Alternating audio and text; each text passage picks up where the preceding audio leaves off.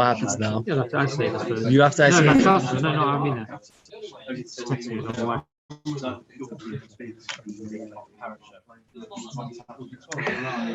Can't really remember.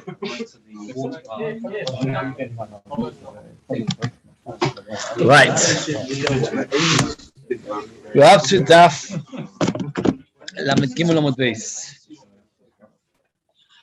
We're up to now all the halachas of the Avova. It's interesting, if you learn the halachas Abba Minim, the Avova is the easiest of them all. There's only one Amud. There's only one Amud the Mishnah brought on the Avova. And if you think about Lulav and Essay, they get Adasim, all get like at least 10 times as much. So Avova is the easiest. Says the Mishnah Lamed Gimel Amud Beis, 10 lines from the bottom. Avova Gezula, if it's stolen, it's possible. Why if it's stolen is no good? Lochem Pashtus. Yevesha, why Yevesha is no good? Hodop, Psula. Shilashir v'shilanidacha's Psula, why they're no good? The wrong shear, because since they need to be burnt, it's as if they are negligible, they're small. Nikta Moishe, if the head's been cut off, Difut Sualel, if the leaves are fallen off. The Hatzaftzafah. Tzaftzafah is a plant which is similar to the plant of the Avova. Psula, all these are possible because it's not an Avova, it's a Tzaftzafah. Kemusha, if it's withered, but not completely dried out, and it's only a little bit dried out. V'shenoshu mikza soler, if part of the leaves are fallen off. V'shalbal, and if it grows in a Baal over here is not how it dissolved. Baal over here, if it grows in the field, the Torah says Alvei Nachal. Alvei Nachal, the literal translation is Avovas that grow by a river. What happens if it doesn't grow by a river? It grows by a field that gets water from the rain, but not from the river. Kshero, it is kosher. The halacha is if the minority of the leaves fall off, it is okay. If the majority fall off, it is no good. The Chazon Ish asks the following shaila, so it's something to stir the mind a little bit. And how long does the Avova have to be? 3 tvachim, which is 12 etzbois, 12 thumbs. Imagine this Avova has 18 leaves, 9 on each side, 18 leaves, beautiful Avova. Except that 10 of them are in the first 5 etzbois, that means in less than half, and the last 8 are in the last 7 etzbois. That means there's more leaves in the top half than in the bottom half, which is quite common by now. And then the minority of the leaves fall off, but they leave the majority of the avova without leaves. Kosher or posel. Have you got a picture basically clear in your mind? This is a shine again. The minority of the leaves fall off, but they leave the majority of the avova without leaves. The Chazon Ish paskins that is okay because the din is in the leaves, and since the majority of the leaves are still there, it is okay. Yeah, man, I'm not. No, that's not. It's a slightly different. I was just wanting. But he says by Hadassim, the exact same shaila, he would say posel. Because the Gemara earlier told us that the hadas has to cover the branch, cover the stick. And here, in this particular case, most of the stick is not got any hadasim on. Okay, it's interesting, Shaila, not so common, but it's just interesting to think when we talk about the majority, we talk about the majority of the number of leaves you started off with, or the majority of the area which have leaves. Okay. Now the Gemara darshans Avei Nocha, which is what the Torah calls the Avei. Talk about Avei Nacha. Why is it called Avei Nacha? Agdelim ala Nacha that grew by a river. Another explanation. Avei Nachal she'olo shelo, its leaf moshur kanachal. The leaf of the avova looks like a river because it's long and thin. It's drawn out. So that is an avova. Right. Says the Gemara here. It shows you a picture. A nice and long leaf looks like a river because it's long and thin like a river. Tanya Yedach, another advice. Avei Nachal, any other Avei Nachal, if it goes by a river, shall Baal of a field that is water gets from the rain, but not from the river. But shall Homer from a mountain in 9. Avei is in plural. Avei Nachal mikol mokoim.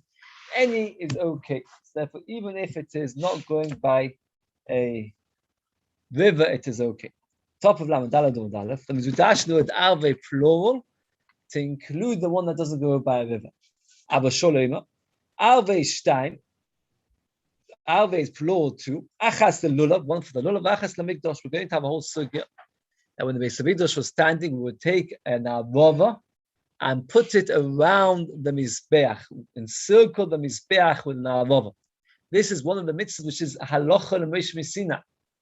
And therefore, the Arve represents the double, the plural, one for the Lulav and one for the Beis Hamikdash. We take the Arve minim around the Bima, we do a Shanas, it's a Zecha, but in the Beis Hamikdash, they didn't take all Arve minim, Pashas only took the Arve. The more discusses what exactly they did around the Mizbeach. Okay.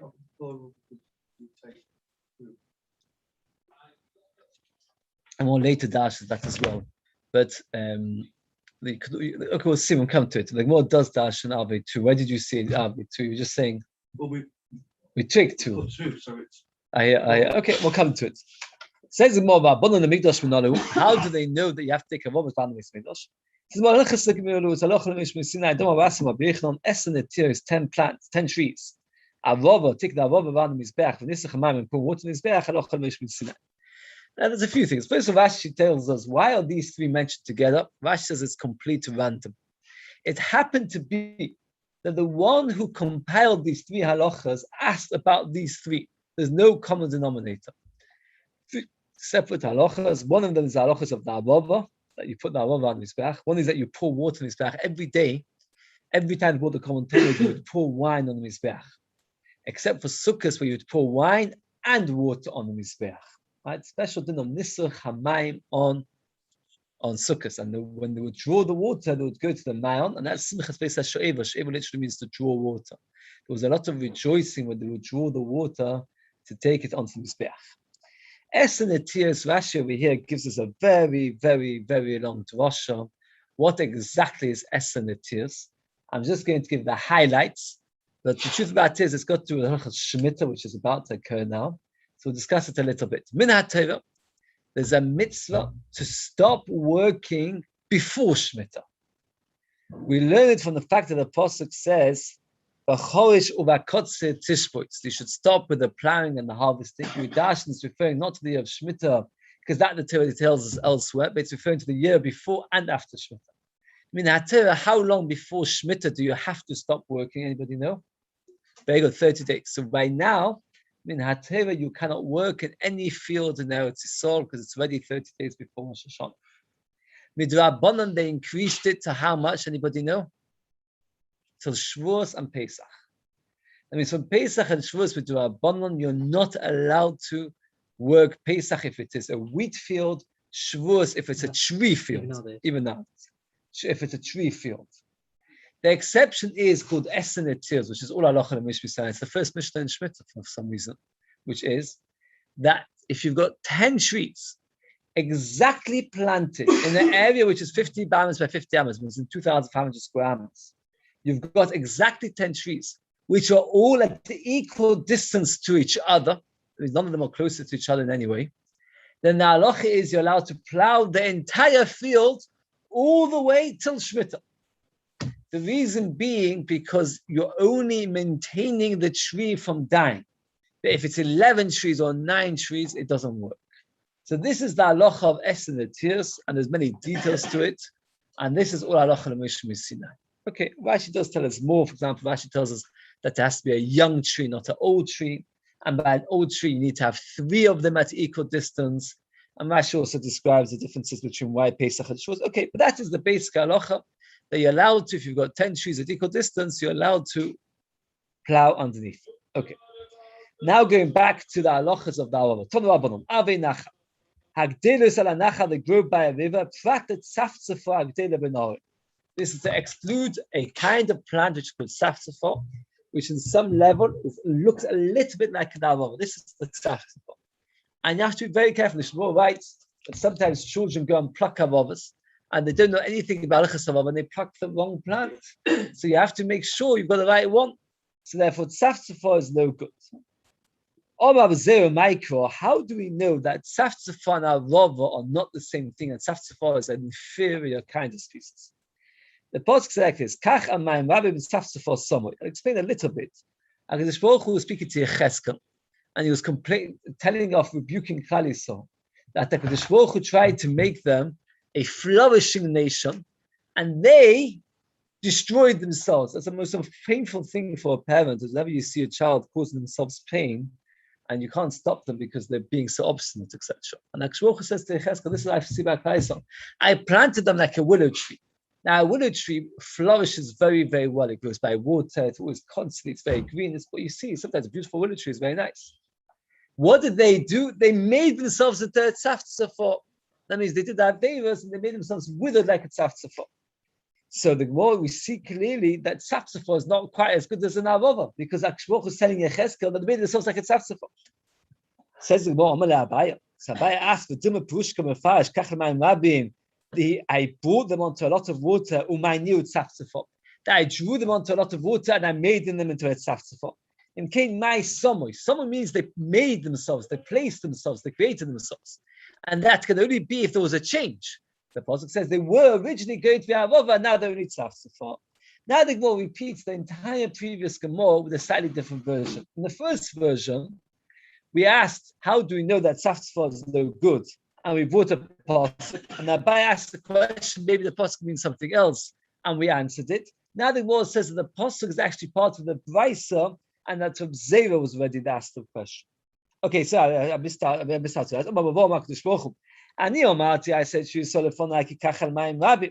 said I'll be in front of me like something which is on many water, my new arova. When someone else one could they made themselves like a tzaftzafot which doesn't grow quite as well.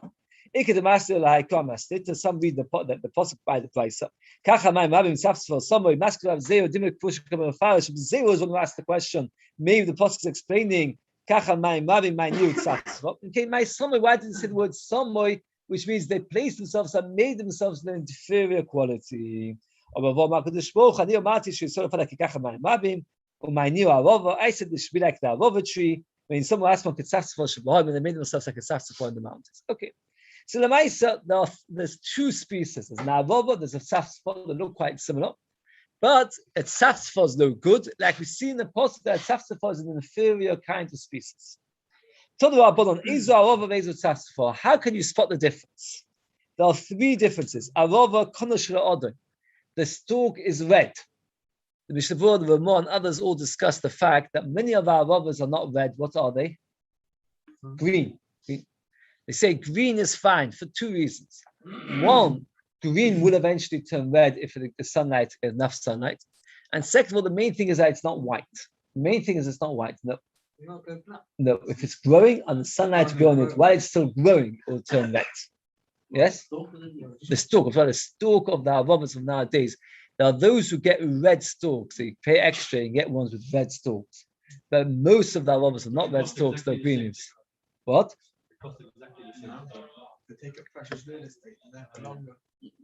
I used to teach the Sameach. I'll tell you this story quickly. There was once about Shuva came in. Unfortunately, we came from and eventually gave it all up. Very much my pain. Yeah, probably, maybe.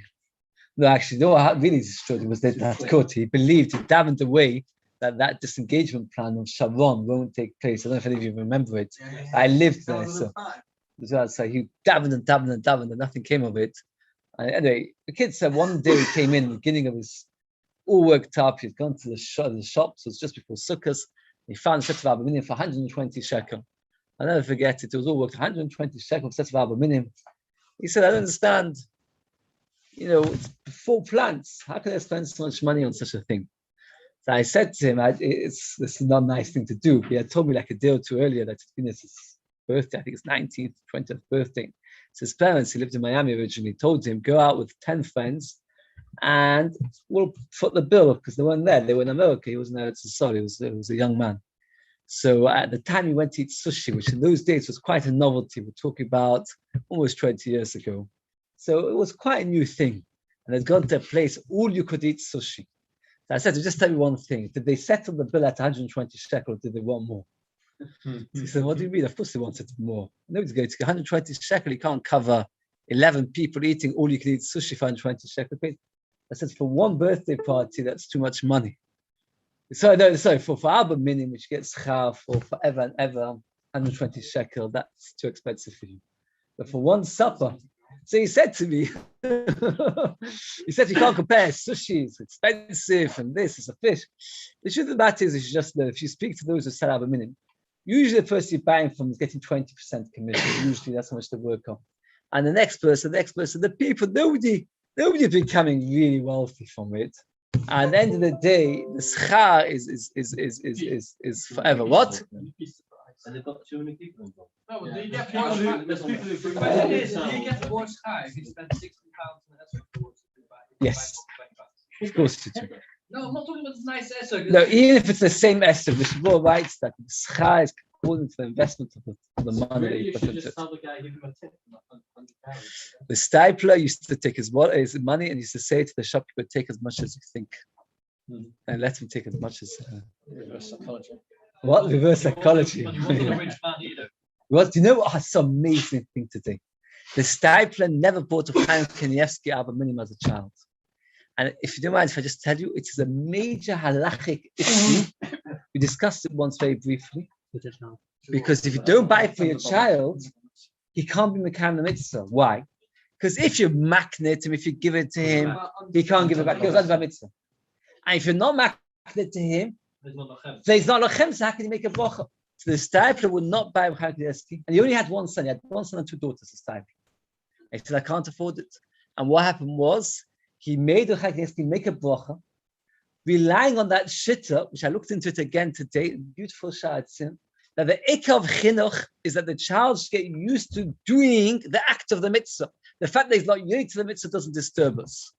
Anyway, again, we've got to go off the play. So how do we come on to it? Oh, so there are three ways to tell. Yes. Saxophone, yeah. Goes away from the water. Yes. And the willow, there are rubber grows near the water. Yes. The water, because we compare Torah to water. Right. I mean, there's a rubber draws its life from water. Yeah, but nice. We're going to Pascal. The Gemara is going to say that an avova tree that grows away from water is fine. It's only an avova tree that it's the kind of plant that generally grows by water. Be right. Nice point. Water represents Torah. We're going to see in a minute that an avova that grows away from water is also good. Let's do inside. The stalk is red. Its leaf is long, elongated. You see, the leaf is very, very long. Upio cholok. The mouth, meaning the rim of the leaf, is smooth. It's not jagged. It's a smooth leaf. Hashaken safsafo. This is the safsafo. Kodesh shelo lovo. It is white. One more place. The olosh shelo ogu. The leaves are circular, not long. Upio dim and makol. The leaves, if you look very, very carefully, they look like a sickle, meaning that they're jagged edges, the leaves. And that's no good. What do you say? Looks like ivy. Ivy looks like.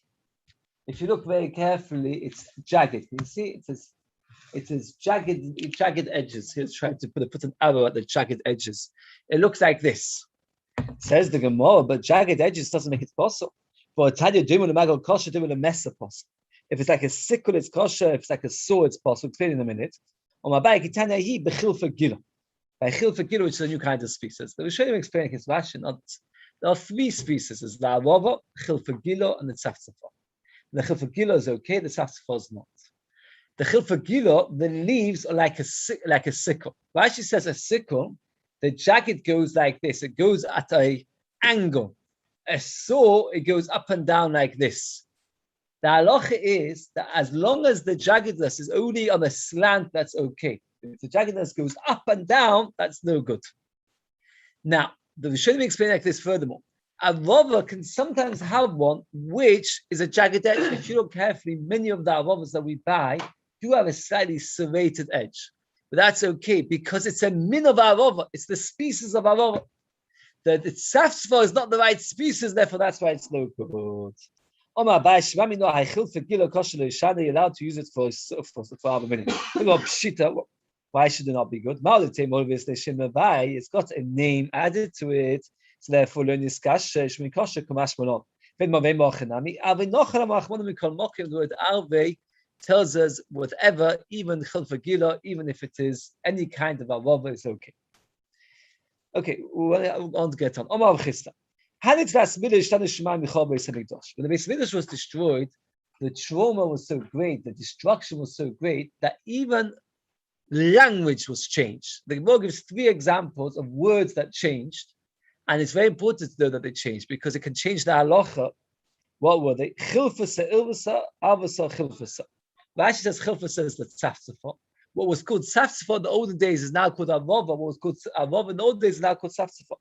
The ma'inaf kimina, the lulav. For a lulav, you have to make sure you've got the right kind, the one which is called avova, not tzaftzafah. Shipura, chatzotzusa, shipura. A shofar is bent, it's curved. A chatzotzusa is straight. For Rosh Hashanah, you have to use a curved shofar. And what used to be called chatzotzusa is now called a shofar and vice versa. Ma'inaf kimina, the shofar of Rosh Hashanah. Pesurta is a big table. Pesura is a small one. And what happened was they changed the names of the tables. If I say to you, I'm telling you a Pesurta, which is a big one, and then I give you a Pesura, which is a small one, you need to know which one I said to know the language clearly. The Ben Yoda adds a little bit. He says that all of these things, the Shulchan represented the Shulchan Beis Hamikdash. Once they lost the Shulchan Beis Hamikdash, people. He says the shofar, obviously, and the avova was to be mesameach around the mizbeach. So everything that had a connection to the Beis Hamikdash, people were so traumatized by the loss of the Beis Hamikdash, they couldn't even call everything by the normal name. The stomach of the cow has 4 different stomachs. We will learn in Mitzvah Shem when we get to Chulin that there is one of the mumim, one of the treifus of an animal, if it's got a hole in the stomach. If it's got a hole in the stomach, it's got no good. Now, one of the stomachs is called the Beis HaKosis. The Beis HaKosis stomach looks a little bit like a cup, but it's a very thick cup. And if a needle goes into it, it's not shreif. Why is it not shreif? The way the Gemara explains there is because it's got 2 walls to the stomach. So if you pierce one, food will not escape through it. It's only if you go a needle all the way through. It's got a double wall, the wall of the Beis HaKosis. The Havlila, which the Gemara there calls the Hemsus, has only 1 wall. And therefore, if you've got a needle in the Hemsus, you can know that the animal is treif. Says the Gemara that what was called Havlila is now Beis HaKosis and vice versa. If you find a needle in the stomach, the country of Bavel was changed to Bulsif, the country of Bulsif was changed to Bavel. The top of Lamed Daled of base, what difference does it make? The halacha is that if you bring as a shliach of a get, many times getting it done through shlichus. Many times husband and wife don't like each other to the extent they do not want to be in the same room. So you send the get through a shlichus, it's quite common. The halacha is you always have to say before the nechtam. The shliach has to say, I saw it written and I saw it signed. Does anybody know why? Why should you have to say before the nechtam? The first 10 daf of Gittin discuss this one question. The reason is either because the people in the Chutzlaretz were not so knowledgeable and we were scared they didn't do it Shema. Alternatively, because we need Eidim to verify Eidim to prove that the signature is good. So if we want them to recognize the Eidim. Okay. The halacha is, but only if you bring it from Bava, not from Meretz Yisrael. So the Gemara now says like this. Only if you bring it from Chutzlaretz. Bava, whether we're Talmidei Chachamim, it didn't matter. Since Bavel and Bus have changed the names, you need to know which area is called Bavel and which area is called Bus. Rashi in Shabbos says, another dafkim is if you wrote the wrong name on the get. Unless you're living in Bus, if you wrote Bavel, it's no good. Teresa over here says that Rashi is incorrect because you never write the name of the country on the get. You only write the name of the town. And therefore, it would make no difference if the name of the country is different. We don't write the name of the country, just write the name of the town. Okay. So the Afkimin is only Gabriel from the Nechtam, but you do have to write it from Bulsif, but not from Bob. New Mishnah, new topic. Rabbi Shmuel, you have to take 3 adasim. The 2 avovos and 2 avovos. Lulav echad ve'esek echad. 1 lulav, 1 esek. That's what we do. Even if 2 of them, their heads have been chopped off and 1 not. Rashi already over here straight away points out that these words are very, very difficult to understand. And Rashi says the following point. If a hadas has to be whole, so then what's the purpose of taking two which are cut and one which is whole? You've not got three whole. And if you do not need whole ones, and ones which the stems are being cut are still okay, so why can't you have all three of the stems cut? Do you hear? He starts off one lulav, one esek, three hadas, 12 others. And two of the hadas could have the head chopped off. If two of them are having the head cut off, then what's the point? It's not considered a proper hadas. And what the Gemara is going to tell us that Bishmor changed his mind. And he said that really, how much do you need to have? Only one hadas. One lulav, one esek, one hadas, and two avot. Since you only need one hadas, therefore it makes sense that you only, if two of them are cut, it makes no difference because you've got one whole one. So you need one hadas, but that it should be whole. Oh, very good. That's a good question. Even if all three are cut. The Tarfon is machmi and is meiko. He's machmi in one way. What way is he machmi? Anybody know? Very good. Is everybody with me? The Tarfon says you need three. And he's not agreeing that Bishmor that one's enough. Bishmor says you need three and only one whole, which we explained a second ago means that you only really need one. And Rabbi Tarfon comes on and says, no, you need three. But he's also maker. What is he maker about? Then they can all be cut. And here you can't ask the contradiction. Why do you need them if they're cut? Because he holds cut is not a problem. And the fascinating thing is that the Rambam holds the leg of Tarfon. That a hadas can be cut. It's the only one which he holds is kosher when it can be cut. So according to the Rambam, if you cut off the top of the hadas, it's still kosher. And the Mechaber paskins like him, Shochar paskins like the Rambam. The Ramah said one should be machmir to try and get ones which are not cut with the ever they're okay. There's a reason. I wonder if you're curious. The Shabbat brings this already. Why by hadas is the only one which should be more maker than if it's cut the top is okay. Oh, very good. Since the hadasim cover the stalk, you can't really see that it's been cut the top. By shaking the other ones, you can see. Oh. Kiva says you need to take one of everything. Says the Gemara, Tanya Bishmonema, 3/8 Hadar Echad. The Torah says in the singular, 3, not Peros, 1. So that's the Esr. Kapos Tvoim Echad, because it says Kapos without a Vav. If we say with a Vav, we would say would say plural, but it says Kapas, and we read it Kapos, but it's only one nullah. Anaf 8 Avos Shloisha. You need 3 because it says Anaf 8 Avos, 3 words, it's 3. Avinachal Shtaim. So here, Anthony asked before, how can you darshan 2 drashas that you need over here? The Gemara says Avinachal plural, you need 2. And earlier the Gemara says Avinachal is coming to tell you that you need that even an arava that grows on a mountain is okay. The Ritva asks the question. And the Ritva answers, I wanted to get here to see the more inside, that Alve is coming to tell you that any kind of oven is so good. But the simple wording of the pasuk says sometimes you could have a drasha where the pasuk is basic meaning indicates that point. Since the Torah could have told us this halacha in a different way, but the Torah chose to tell us this halacha that any oven is good. By saying it in the plural, what the Torah is telling us at the very minimum, take plural, which is 2. Tos asks the question that if you're going to darshan and naf 8 obviously as 3, so why not darshan 3/8 hadar as 3 and you have to take 3 esrogim? Oh. So he says because we darshan 3/8 hadar that the 3 and the 8 taste the same, so therefore we cannot use it. It's not like alve where the simple word is plural, so therefore it tells us plural. But rather you're dashing from the extra words. Here there's nothing extra.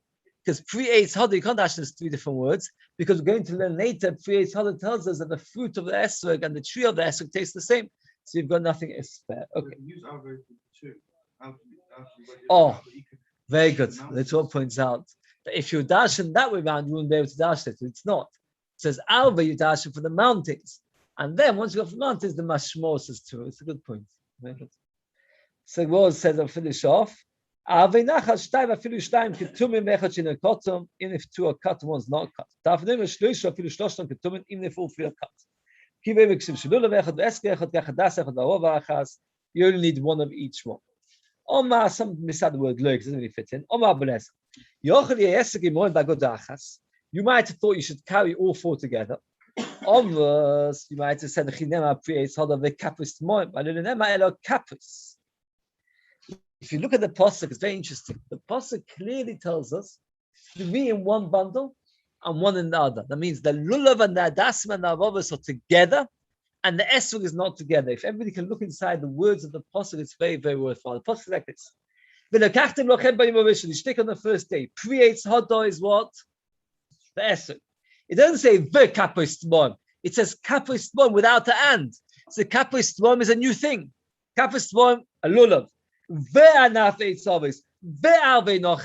It says esrog, lulav, and adasim and avavos. It doesn't say esrog and the lulav and adasim and avavos. It says esrog, lulav, and adasim and avavos to teach you. The esrog is one cat taking, the adasim and avavos and the lulav is another one. How do you know that one without the other is no good? It should be complete. You have to take all 4, and if you don't take all 4, therefore it is no good. Oh. Now, what happens?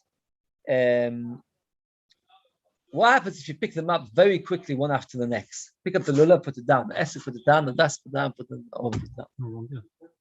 Would that be good or no good? No one go. Most of the Shonim say it's no good, like Chaim and Shua want to say. But if you find it's an interesting halachas keteris, so Mishmor keeps quoting him. It's in this tesis, 1, 2, 3, the 4th tesis from the page. Upirus halachas keteris is halfway through the middle of the tesis. You don't have to pick it up at the same time.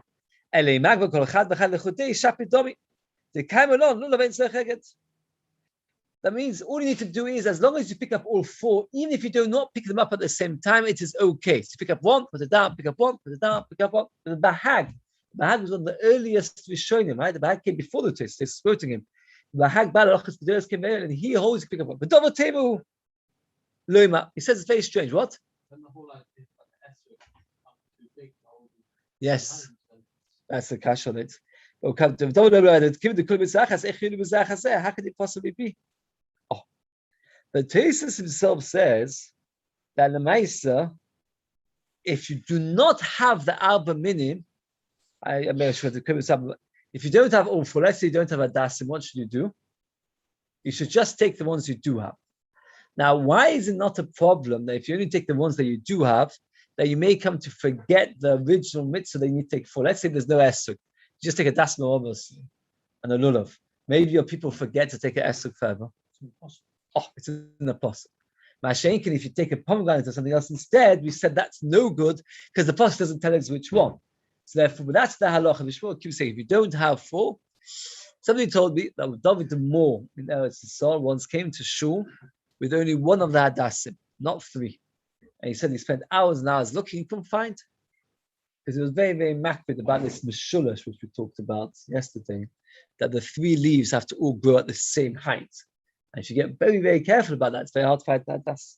You said there's a problem putting up, let's say, one of them, not all together, the other day. There's a problem putting up one. Yeah, but the Bahag, not the Bahag. Bahag holds 1 at a time is okay. Bahag is not this big chiddush of the Bahag. You see the words in Tesis? Finish with the Bahag? Yeah. By the way, somebody pointed out that Tesis says there's no problem about Tosif by adding extra, right? That's the 3rd Tesis. Okay. Says the Gemara, Rabbi Shmuel, if these whole ones they point out, they should be whole. If they need to be whole, none of them should be. Like we explained in the Mishnah. So according to Rabbi Shmuel, you only need to have 1 hadas. Only that's why the one of them has to be whole. What did Rab Tarfon say? 3 cuts. You have to have 3 hadasim, even if they're all cut, which is why the Rambam holds that it doesn't matter if they're cut. But as the Shmuel Tamei, Shmuel would say to the people selling the hadasim, Ashvu v'zvinu, keep the prices low. Shmuel would go around the town and tell the people selling the aluminium, keep the prices low. If you don't keep it low, I'll tell everybody that the halach is like Kubtafin that says what? That they can all be cut. So keep the price of the Hadassim low. Otherwise, that dash then when you can cut a Hadassim. Furthermore, my time. Why would you dash that? If it's because it's the Meikol, what does Rabbi Akiva say? You only need one Hadas. So it's much better keep the price even lower to make it fake. Says, well, no. It's easier to find 3 cut Hadasim than 1 whole Hadas. So therefore, he was trying to get the price low, and therefore,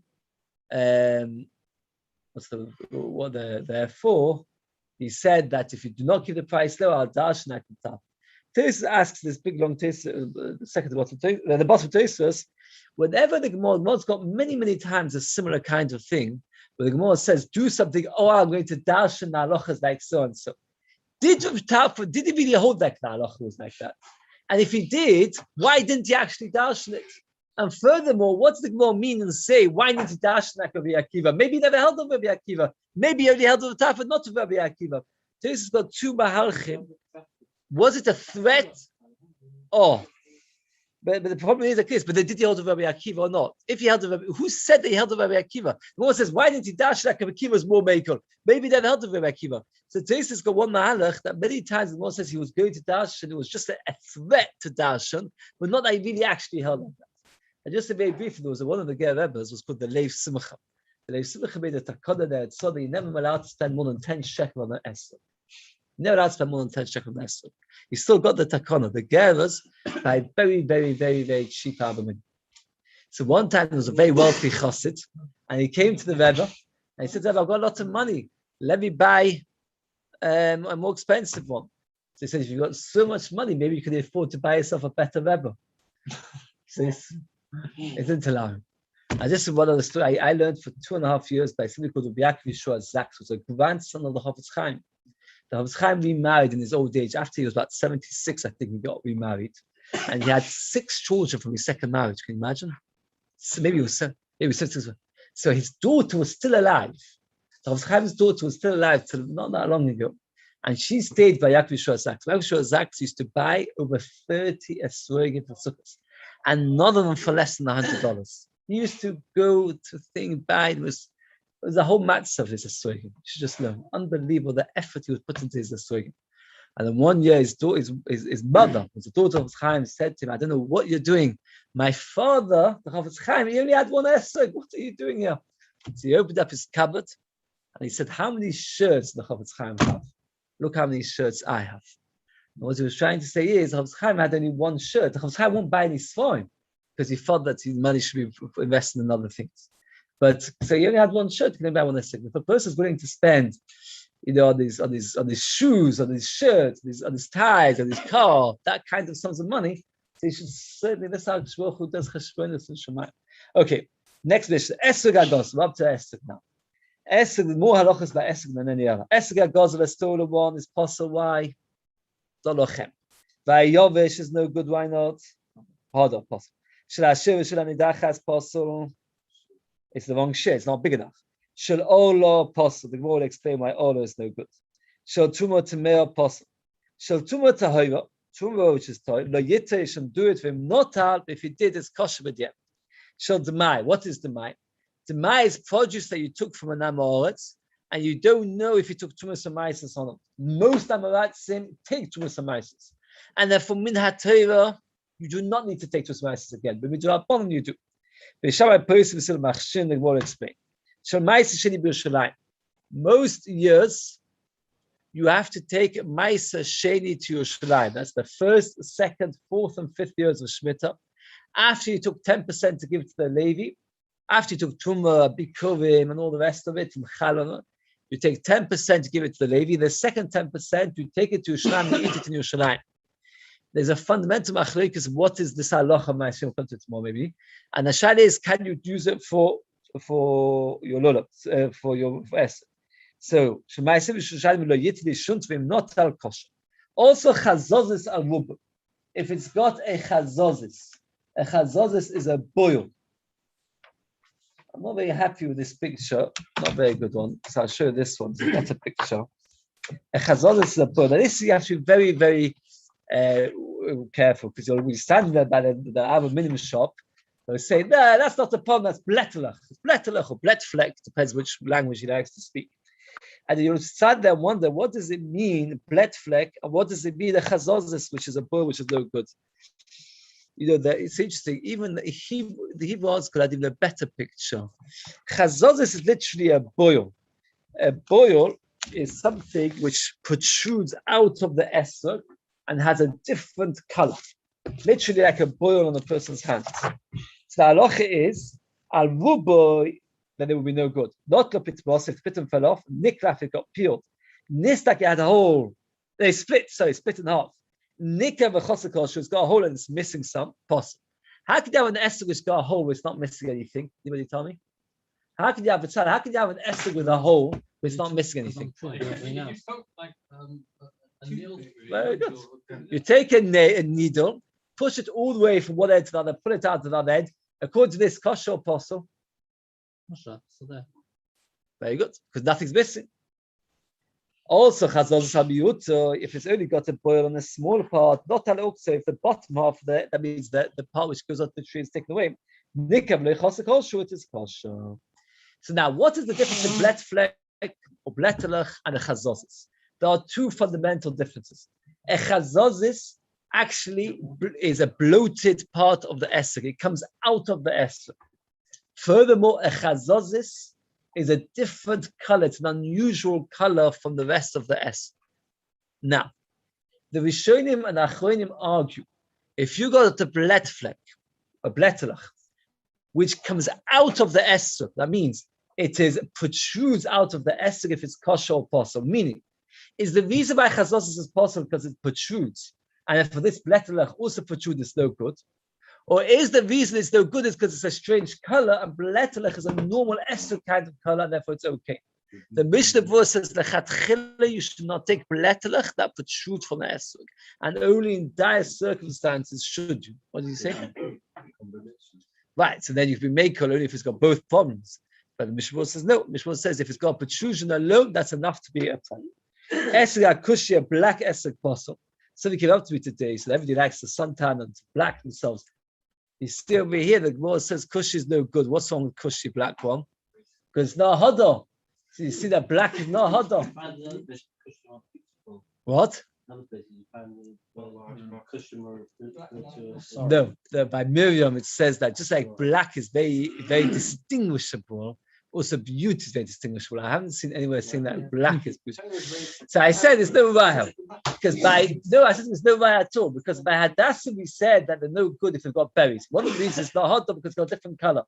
It's not the color what the Hadassah is meant to be. An esrog that's black, it's an unusual color for an esrog. It doesn't mean that a person who's black, and that's the usual color for a person to be. It might not therefore be it's only not hot dog because you expect it to be yellow or green and it's black.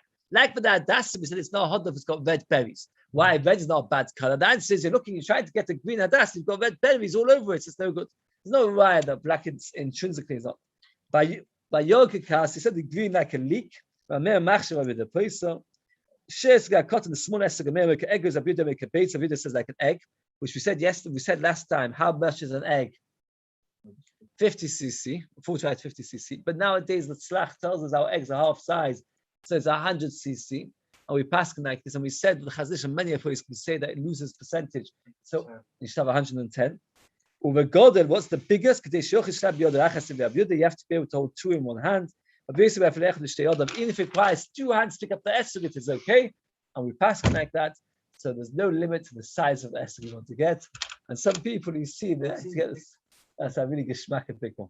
Very good. Okay, we're up to that from the